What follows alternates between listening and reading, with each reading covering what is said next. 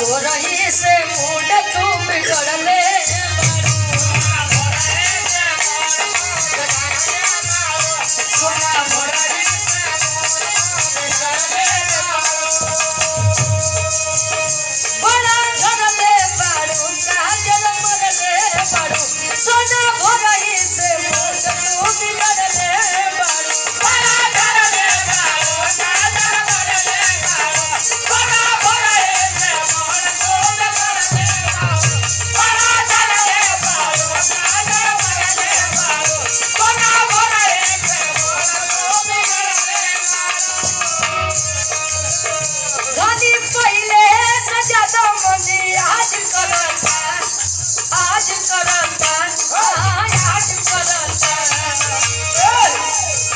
लड़की कहे राउर दिल हमर दिलवा पे राज करता राउर दिल हमर दिलवा पे राज करता राजा पायल उतारी लो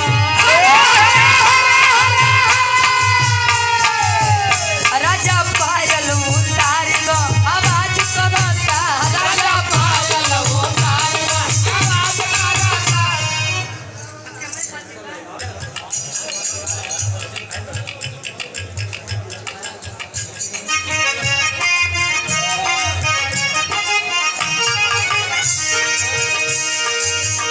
बड़ा झरले बारू काजर मरले बारू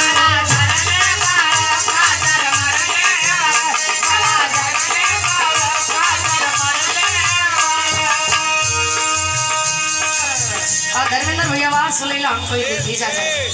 जा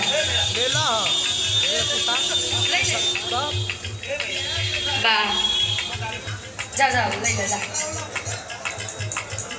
मतलब नहीं समझ पा रहे क्या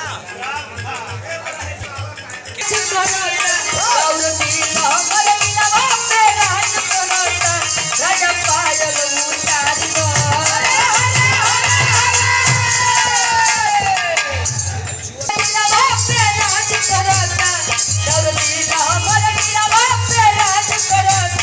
राजा पायल उतारी दो आवाज करता राजा पायल उतारी दो आवाज करता आवाज करता राजा पायल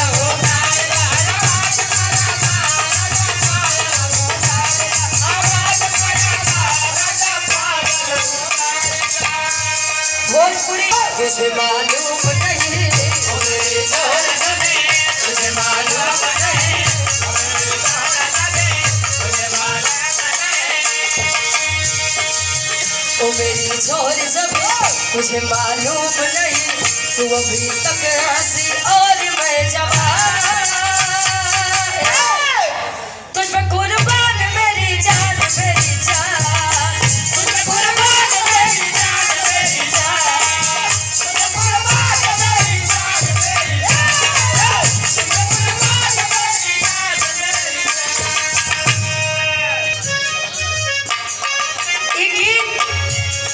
ऐसा क्यों नहीं बजे सुने ना शादी ब्याह में तो बड़ा बाजत आजा पीले पीले ओ मोर जानी पीले पीले ओ मोर राजा पीले पीले ओ मोर जानी पीले पीले ओ मोर राजा पीले पीले ओ मोर जानी ओ मोर राजा पीले पीले ओ मोर जानी पीले पीले ओ मोर राजा पीले पीले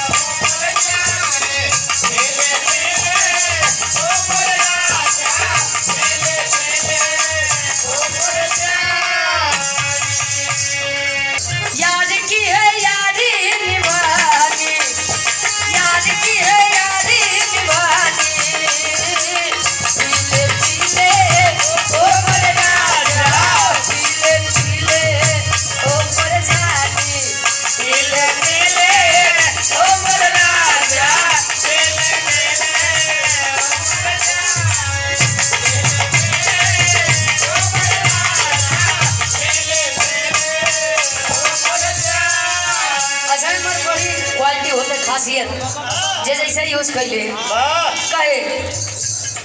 पानी में मिले तो लगे पानी जैसी पानी में मिले तो लगे पानी जैसी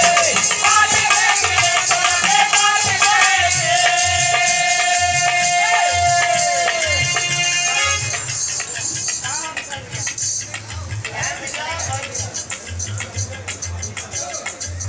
कैंट विधानसभा प्रत्याशी धर्म के बड़े भैया अमित यादव जी पानी में मिले तो लगे पानी जैसी पानी में मिले तो लगे पानी जैसी पानी में मिले तो लगे पानी जैसी जिस्म में